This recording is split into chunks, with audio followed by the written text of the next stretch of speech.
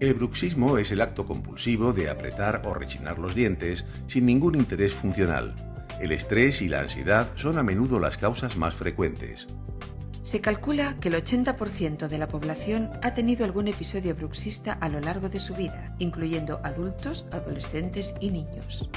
Y es una conducta muy nociva para los dientes, el periodonto y los músculos de la boca. Existen dos tipos de movimientos bruxistas: el apretamiento y el rechinamiento, siendo este último el más dañino.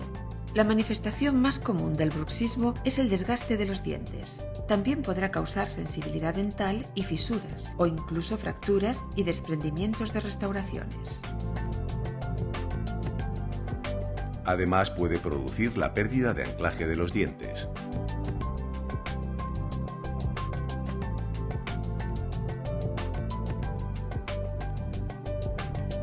El bruxismo produce un exceso de ejercicio que va a repercutir en los músculos masticatorios y en las articulaciones de la mandíbula, provocando dolor y chasquidos. Incluso puede aparecer dolor de oído, dolores de cabeza y otros problemas graves.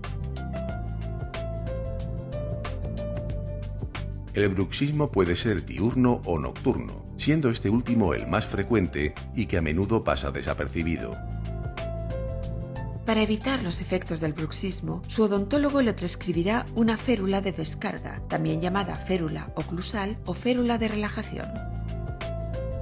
La férula es un aparato generalmente de resina transparente que se interpone entre los dientes. La férula mejorará la posición de la mandíbula, evitará el desgaste y las fracturas dentales y relajará los músculos masticatorios.